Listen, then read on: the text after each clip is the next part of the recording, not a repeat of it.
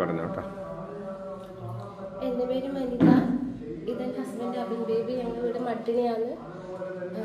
എൻ്റെ 5ാമത് അനോമലി സ്കാനിലാണ് ഇവന് സ്റ്റൊമക് ബബിളിൻ്റെ പ്രശ്നം പറഞ്ഞത്. അത് സ്കാൻ ചെയ്തപ്പോൾ കാണിക്കുന്നില്ലല്ലോ. 6 വട്ടം ചെയ്തിട്ട് കൂടി അതിലൊന്നും കാണിച്ചേ ഇല്ല. എന്നിട്ട് പിന്നെ റെഫർ ചെയ്ത് 3D ചെയ്യാൻ വേണ്ടി പറഞ്ഞായിരുന്നു. മട്ടന്നൂർ പോയിട്ട് നമ്മൾ 3D ചെയ്തു. 3D ചെയ്തിട്ട് ഒന്നും കാണിക്കുന്നേ ഉണ്ടായിട്ടില്ല. അപ്പോൾ ഡോക്ടർ പറഞ്ഞത് ചിലപ്പം ശ്വാസകോശത്തിലേക്കായിരിക്കും ഇറക്കുന്നുണ്ടാവുക, അല്ലെങ്കിൽ പിന്നെ തൊണ്ടക്കുഴലിന് എന്തെങ്കിലും പ്രശ്നം ഉണ്ടാവുമെന്ന് പറഞ്ഞു. അപ്പം ഞാൻ പ്രസവിക്കുന്ന സമയത്ത് കുട്ടികളുടെ സർജനെല്ലാം ഹോസ്പിറ്റലിൽ തന്നെ പ്രസവിക്കണം എന്ന് പറഞ്ഞു. കൊച്ചിന് എന്തെങ്കിലും ഓപ്പറേഷൻ അവൻ എന്തെങ്കിലും വേണ്ടി വരുന്നില്ല. അങ്ങനെ തകർന്നിരിക്കുമ്പോൾ ചേട്ടൻ അച്ഛനെ വന്ന് കാണാമെന്ന് പറഞ്ഞത്. അച്ഛനെ വന്ന് കണ്ടു. അച്ഛൻ പറഞ്ഞു ഇനി ഒരു സ്കാനും ചെയ്യേണ്ട, 7ാം മാസത്തെ ക്രോസ് സ്കാനിൽ എന്തായാലും കൊച്ചിന് സ്റ്റൊമക് ബബിൾ കാണിക്കുമെന്ന് പറഞ്ഞു. എന്നിട്ട് പ്രാർത്ഥനയും ചൊല്ലാൻ പറഞ്ഞു. ഉദരത്തിലുള്ള ഈശോയുടെ കുഞ്ഞാണ് ഈശോ, നിങ്ങളെ സ്നേഹിക്കുന്നു എന്നിട്ട് പ്രാർത്ഥനയും ചൊല്ലാൻ പറഞ്ഞു 500 വട്ടം. അത് ഞാൻ മുടക്കാണ്ട് പ്രസവത്തിൽ പ്രസവ റൂമിൽ നിന്ന് തന്നെ ഞാനത് ചൊല്ലിക്കൊണ്ടിരിക്കുകയാണ്. ഞാനത് പഠിക്കുകയില്ല. അത് കഴിഞ്ഞ് കുട്ടീനെ കിട്ടാൻ കുറേ ടൈം ബുദ്ധിമുട്ടുണ്ടായിരുന്നു. കുഞ്ഞിനെ കിട്ടാൻ 5:30 കയറ്റിയിട്ട് ഞാൻ ഉച്ചക്ക് 2:30 ആ സമയത്താണ് കുഞ്ഞിനെ കിട്ടിയത് എനിക്ക്.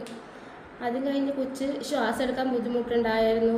പിന്നെ ഹസ്ബൻഡും അമ്മയും കൂടിയിട്ട് സന്ധ്യക്ക് തന്നെ അച്ഛനെ കാണാൻ വേണ്ടി ഇങ്ങോട്ടേക്ക് വന്നു. അച്ഛനെ കണ്ട് അച്ഛൻ പറഞ്ഞു പേടിക്കൊന്നും വേണ്ട, നിങ്ങൾ അവിടെ എത്തുമ്പോഴത്തേക്ക് കൊച്ച് നിങ്ങളുടെ അടുത്തേക്ക് ഉണ്ടാവുന്നു. ഇവർ ഹോസ്പിറ്റലിൽ എത്തുന്നതിന് തൊട്ട് മുന്നേ തന്നെ കൊച്ചിനെയും കൊണ്ട് അവർ റൂമിലേക്ക് വന്നു. ഇനി ഹൈസിയിലേക്ക് ആക്കണ്ട, കുഴപ്പമില്ല, കൊച്ചു ശ്വാസം എടുത്ത് തുടങ്ങിയെന്ന് പറഞ്ഞു.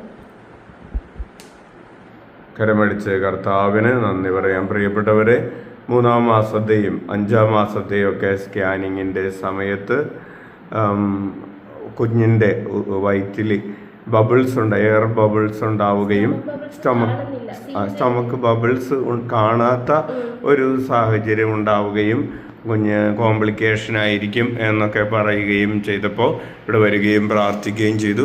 ഉദരത്തിലുള്ളത് ഈശോയുടെ കുഞ്ഞാണ്, ഈശോ കുഞ്ഞിനെ സ്നേഹിക്കുന്നു എന്ന് ഒത്തിരിയേറെ പ്രാവശ്യം പറഞ്ഞ് പ്രാർത്ഥിച്ചു. കർത്താവ് ആരോഗ്യമുള്ളൊരു കുഞ്ഞിനെ ജന്മം നൽകി. അതുപോലെ അത്ഭുതകരമായി കർത്താവ് കുഞ്ഞിന് ജന്മം നൽകിയതിനെ ഓർത്ത് നമുക്ക് കൈയടിച്ച് കർത്താവിന് നന്ദി പറയാം. ഉച്ചത്തിൽ വിളിക്കാം ഈശോയേ, ഈശോയേ. നമുക്ക് ഏറ്റു ചൊല്ലാം. മരുന്നോ ലേപന ഔഷധങ്ങളോ അല്ല, അവിടുത്തെ വചനമാണ് അവരെ സുഖപ്പെടുത്തിയത്.